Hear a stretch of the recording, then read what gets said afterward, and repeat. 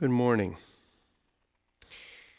So we film on Thursday, and Wednesday night, the invasion by Russia of Ukraine took place. And my initial thought was to scrap what I was going to preach on and to focus on that. But then I thought about what the sermon's about, and it seems relevant in this time, especially in this time. And so I'm not throwing out the sermon, and I'll let you judge for yourself if there's some relevance or connection. Title of the sermon is The Transfiguration, a pilgrimage disciple story about seeing. So if you go to Israel, you can go to the Mount of Transfiguration. That's right.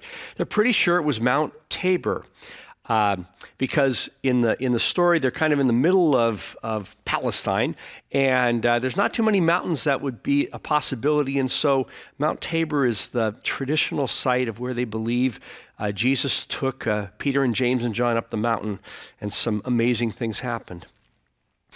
The Transfiguration is a story about a mountaintop experience. In fact, it's sort of the prototype. It's where that term comes from.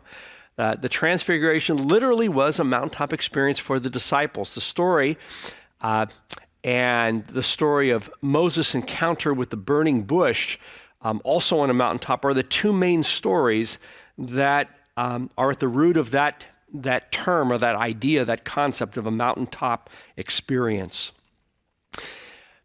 You can go there now, and there is a church, the Church of the Transfiguration. It is maintained by the Franciscans, and it's a beautiful church. And inside, there is a mosaic that shows the story with Jesus and Peter and James and John, and then Moses and Elijah. And it's a cool place. This story happens for us at the end of the season of Epiphany. That's right. This is the last Sunday of the season of Epiphany, and next Sunday will be into Lent. Actually, Lent begins on Wednesday with our Ash Wednesday service. Just kind of a reminder, Epiphany is that season after Christmas, but before Lent, and it varies in length. This year, we've actually had a long Epiphany, which I love because it's my favorite season of the year among them.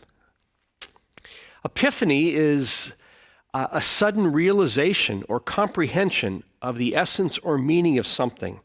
It is a divine human encounter and experience of God. It is sometimes termed seeing beyond the veil. We live on this side of the veil, but we believe that this is not all that there is, that there's something beyond the veil. The season of Epiphany, as we celebrate it, is framed by two Epiphany stories. Two stories where sort of the divine breaks in, or we catch a glimpse beyond the veil. It starts with Jesus' baptism, and remember, as Jesus is baptized, he comes out of the water. There is a spirit like a dove that descends upon him, and then a voice from the heavens. "This is my Son, my beloved. In him I am well pleased." And then at the end of Epiphany, we get this Transfiguration story. It appears in 3 of the 4 Gospels. And it's got some similarities. There's the voice of God. "This is my Son, the beloved, listen to him." And so these two stories, these two Epiphany stories, frame the season of Epiphany. The other thing I think is significant is that while we may say, this is an important story, in the Transfiguration is the core creedal story for the Orthodox Christian tradition. They see this as really sort of the template of the faith and how faith happens for us. We'll look a little more at that. All right, so let's move through this story. And so we're going to look at Luke's version. It also appears in Matthew and Mark. And so in Luke's version, it says, Jesus took with him Peter and John and James and went up the mountain to pray. So that's what they were doing. They were going up to pray. And while he was praying, the appearance of Jesus' face changed, and his clothes became dazzling white. Suddenly, they saw two men, Moses and Elijah, talking to him. They appeared in glory and were speaking of his departure, which he was about to accomplish at Jerusalem. Now, Peter and his companions were weighed down with sleep. But since they had stayed awake, they saw his glory and the two men who stood with him. Just as they were leaving him, Peter said to Jesus, Master, it is good for us to be here. Let us make 3 dwellings, one for you, one for Moses, one for Elijah, not knowing what he said. While Peter was saying this, a cloud came and overshadowed them, and they were terrified as they entered the cloud. Then from the cloud came a voice that said, This is my son, my chosen. Listen to him. When the voice had spoken, Jesus was found alone, and they kept silent. And in those days told no one any of these things they had seen. So this story, just a couple things that just kind of jump out at me, and we'll kind of think about what this might mean, but a couple things that kind of jump out to me. One is, I always find it interesting that they went up the mountain to pray, and they were very sleepy. And sort of sleeping and just, barely awake. And one of the interesting things I have found is that that kind of in-between place between being asleep and being awake, sometimes called twilight, like the Twilight Zone, right? That's often been a very fruitful place in my own life, in my own sort of connection and prayer with God, that sort of in-between place. And I'm not the only person that has made that observation. That's something that many have experienced. Another thing about the story that I've always loved is the fact that, they had no idea what Moses and Elijah looked like, right? There were no picture directories. How they looked, no one knew. They lived hundreds and hundreds of years before Peter or James and John. So in a world where visually recognizing someone was literally impossible in this situation, how did they know? So this is a story where there's a knowingness that happens in this experience for Peter and James and John, or at least for Peter. I assume the others knew as well, that they knew who these persons were with Jesus, even though they couldn't have known in the normal way we think and know. All right, so let's think about the way we sort of see things. I'm going to start with seeing. So this is a picture of the Crab Nebula. The Crab Nebula is considered one of the most beautiful and one of the largest celestial objects. It's huge. It's 5.5 light years across. What it is, it's a supernova that exploded 6,500 years ago, and it is 5.5 light years in diameter. So think about light, how quickly light travels. It takes 8 minutes from light to get from the sun to the earth. Now imagine light traveling for 5.5 years. That's how far across the Crab Nebula is. It's over 2,500 times the size of our solar system, so it's huge. Now it's 6,500 light years from Earth. Now that may sound like a long way, but the Milky Way is huge. It's 18 times larger. It's 105,000 light years across, and it's actually still expanding. But anyway, so relatively, the Crab Nebula is rather close to us. So the Crab Nebula was first observed. It exploded some 6,500 years ago, and the light reached the Earth. It was visible in the northern hemisphere throughout the entire Earth in the year 1054 CE. That's also AD, right? So 1054, almost 1,000 years ago. it was observed. It was visible. And in China, my gosh, it was a huge event. There was artwork. They saw it as God doing something powerful and wonderful in the heavens, and they tried to figure out what it meant.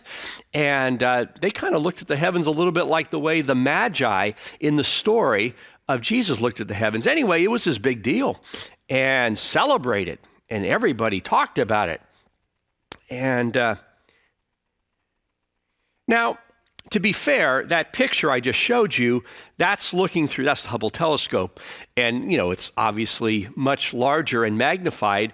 But this was actually a big deal. When the supernova, the light from the supernova, there's an explosion. And, normally something explodes and, it's a flash of light. But this was such a huge explosion that it lasted for a month in this incredibly bright phase. And here's how bright it was. The first light of the exploding supernova that we call the Crab Nebula reached Earth in March of 1054 CE and was almost twice as bright as Venus. Venus is the brightest star because it's so close to us, close to the sun. And as it's also twice as bright as Halley's Comet. It was without a doubt the brightest light in the sky except for the moon, and it lasted for about a month before it began to fade. So if you look, the brightest star there is Venus, and there's a picture of Halley's Comet. And those are kind of roughly the way they might appear in the sky if we were to see them. And I mean, this was twice as bright as Venus and Halley's Comet. I mean, it was a big deal. It was, everybody was talking about it in China. But guess what? In 1054 in the West, in Europe, it was completely ignored. No one talked about it. No one wrote about it. It's as if it wasn't there. But guess what? It was there. It was there in the sky, but it was a non-event. It was like they didn't see it. In fact, the first time it was recorded in the West, in Europe, was 677 years later when they actually had telescopes. And then finally, they realized, oh, yeah, there's something we hadn't previously in our maps of the stars. We didn't have this. I guess it must be new. It took them 677 years to see it. So how can that be? Yeah, how could that possibly be? How could that happen? How could you miss that? Well, seeing sounds simple. I mean, we think of seeing as very simple and straightforward, but actually seeing is anything but simple and straightforward. The truth about seeing, literally and scientifically, is that we don't see anything directly. Seeing, by definition, is indirect. Light bounces off an object, enters our eye, and the light entering our eye moves through the cornea to the retina at the back of our eye. The retina is made up of rod and cone-shaped cells. The rod-shaped cells function mainly in dim light and provide vision mostly in black and white. The cone-shaped cells, which function best in bright light, allow our perception of color. So the indirect or reflected light enters the eye, gets broken down into different sorts of information by the rods and the cones, and this information is then sent through the optic nerve into the brain. This information is then processed by the brain and becomes a picture only in our awareness. That's right. There's no movie theater in the brain. It happens in our awareness, in our consciousness.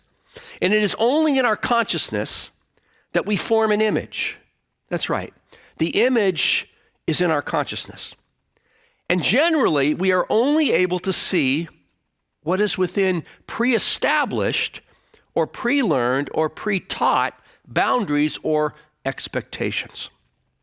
In other words, to see something, we often have to have a pre-existing expectation in advance. Otherwise, our consciousness will ignore it. It won't see it. Well, it just happened that the church that dominated the West, the Christian church that dominated the West, dominated Europe, taught that the heavens were fixed. That's right, absolutely fixed. They were not dynamic. There was literally nothing new under the sun, right? The heavens never changed. God had finished creating. The creating was over. There was nothing new. That was the expectation. That was their mindset. So this new light in the sky that was there in March of 1054, they did not see it because it wasn't supposed to be there. That's right. And guess what? In China, they believed in a dynamic creation, a dynamic universe that was still being created. So they were open to new things in the heaven. And so they saw it and they celebrated it. Seeing, that's right. This sermon deals with seeing. Last week we looked at the fact that the Bible does not present a dichotomy. I should have defined dichotomy, which is a kind of an either-or contrast. The Bible does not define, much to our surprise, because we often assume that it does, but it doesn't. The Bible does not present a dichotomy, an either-or contrast between hell and heaven. That's right. The church has often taught that, but it's not to be found in the scriptures. That's right. When you look at the 13 references to hell, they're never presented as a dichotomy, an either-or. You go to hell, you go to heaven. Never presented that way. But there is this dichotomy that we looked at. It's an important dichotomy. This important contrast between this life, the life that we live, right, and the afterlife. That's right. Those are quite different. And so if we assume that the afterlife is just like this life, made pretty and nice and sweet, no, we're doing a disservice to the afterlife. We looked at a couple scriptures, but this one in particular, where Paul is making it real clear that if we assume that what is beyond the veil, life beyond this life, is identical to this life, we are mistaken. He puts it this way: so it is with the resurrection of the dead. So it is with the afterlife. What is sown is perishable. What is raised is imperishable. It's sown in dishonor. It's raised in glory. It's sown in weakness. It's raised in power. It is sown a physical body. It is raised a spiritual body. If there is a physical body, there is also a spiritual body. That's kind of universal. All of us deal with this reality. Okay. The idea of pulling back the veil really reveals something that is not identical to life here. C.S. Lewis says the same thing in his The Weight of Glory. He says, at present, we are on the outside of the veil, but all the leaves of the New Testament are rustling with the rumor that it will one day not always be so. Someday, God willing, we shall get in. Someday, God willing, we will be on the other side of that veil. Again, the sermon is the Transfiguration, this story, what happens on the mountaintop, a pilgrimage, disciple story about seeing. So the seeing part is that the disciples seem to see in a different way. Vladimir Lossky, a really colorful, interesting person. He is really the dominant theologian in the Orthodox tradition of Christianity, particularly the first half of the 20th century. And he taught in the most significant Orthodox seminary in Paris, France, much of that time. He didn't live very long, unfortunately, but very impactful. His most famous book is called The Mystical Theology of the Eastern Church. Kind of interesting, his father was professor of philosophy at St. Petersburg, Russia, and he grew up. His very first years were in Russia, but then after the after the revolution and the takeover and became the USSR, they fled because they saw the oppression that was coming. But he always maintained this strong outreach to try to reach out to the Russian Orthodox Church, because that's the church he came out of.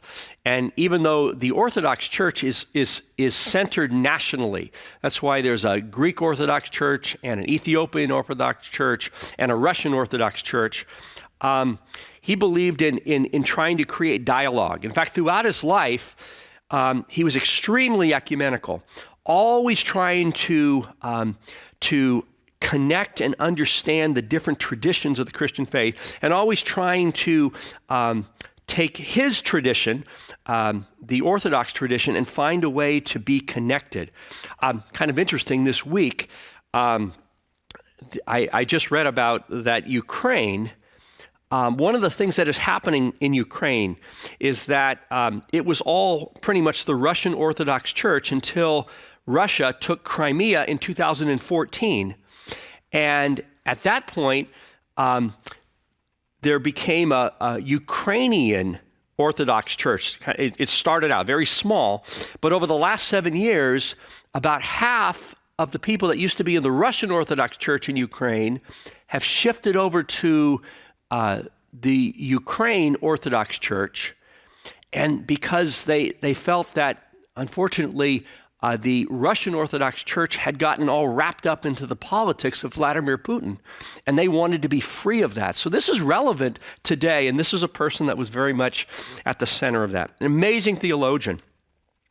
One of his dominant gifts to the church was this insight, and he's talking about the Transfiguration. And what he says is that this is really a disciple story. You know, we think about it as Jesus goes up on top of the mountain, he changes, the disciples happen to catch, they see him change, but he says, that's not what this is about. This is a story about seeing. He terms it this way. He says, in the Transfiguration, Christ underwent no physical change, but a change occurred in the awareness of the disciples. That's right, it's the disciple story. In the awareness of the disciples, who for a time received the power to see their master as he was, resplendent in the eternal light of his Godhead. So Jesus was always Jesus, but they were able to see Jesus in a fuller way. It was like the veil got pulled back and they saw. And it's interesting, they saw, and there's also not only Jesus, but there's Elijah and there's Moses, and they know. And so this idea of the other side, it's not simply our senses, there's other ways of knowing. Also interesting, maybe connected to their sleep, that's in between sleep and awake, that somehow when we're fully awake, it's again, our mind takes over and limits, but sometimes in sleep we have lucid dreams and kind of amazing dreams, and in some ways we're able to see in a broader context.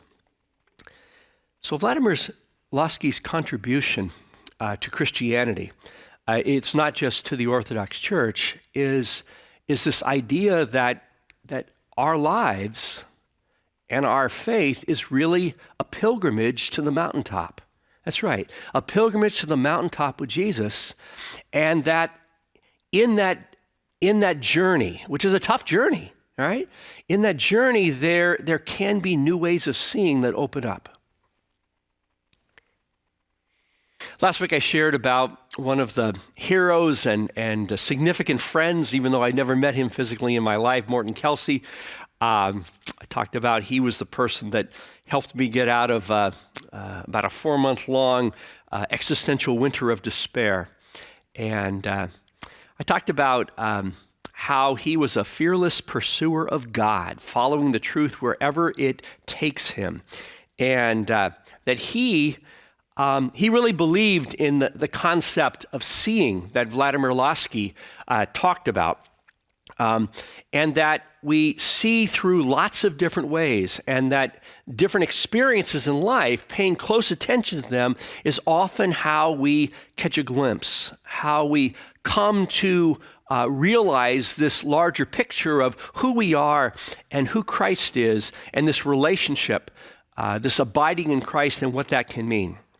And so I shared just very briefly, just some of the things that Morton Kelsey wrote about, a very prolific writer, of how we can find truth and how we can see in new ways through the scriptures.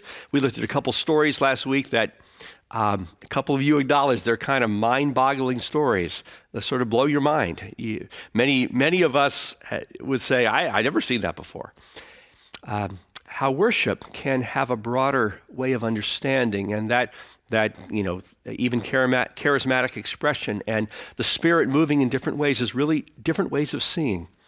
That we can see through science. Science can allow us to see things in new ways. That meditation and journaling and spiritual direction, again, are all ways that we can come to find our way up to the mountaintop and see. Through the witness of creation and nature, especially paying close attention to it. That's right.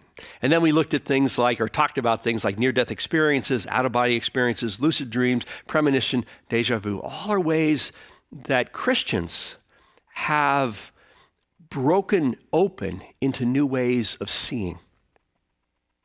Or in a sense, expanding the boundaries, right?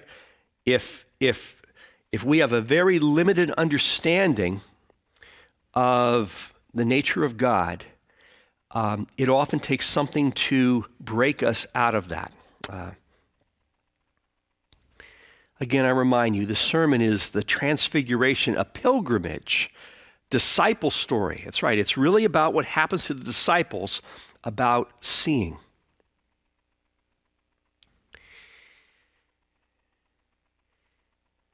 So as we're starting Grow, which starts, we're going to start Lent with Ash Wednesday service. That's this Wednesday. And but then the following week, Grow starts back up, and we're going to have a number of different classes and Bible studies, and there's going to be a children's program. And really the events of the last few weeks have sparked to me. And so I just decided, I figured out what I'm going to teach. It's actually a class that I've taught a couple times before. And I first taught it in Eureka. And when I taught in Eureka, there's a class on Christian mysticism and the sort of wild and woolly stuff. Some of the stuff that I shared about last week that has been very important to me in my life. And we're going to start with looking at some of the great Christian mystics: Julian of Norwich, Teresa of Avila, Thomas Merton, John Wesley, Henry Nouwen, John Wimber. So we'll look at them and their writings and their experiences. And then we're going to look at prayer and meditation, healing and miracles, near-death experiences, dreams, visions, deja vu, thin places. Yeah, there are places throughout the world that people make pilgrimages to. That's right. Kind of like going to the top of Mount Tabor or going to Jerusalem. Going to the Church of the Holy Sepulchre, where Jesus' crucifixion and burial happened, that people experience the thin place. The concept of a thin place is that veil, right? That veil that separates this world as we know it, and what lies beyond is thin. That's right. Or sort of maybe even partly transparent. And so there are places that pilgrims journey to do that.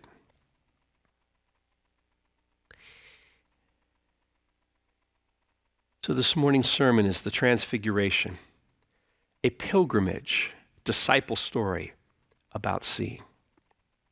Amen.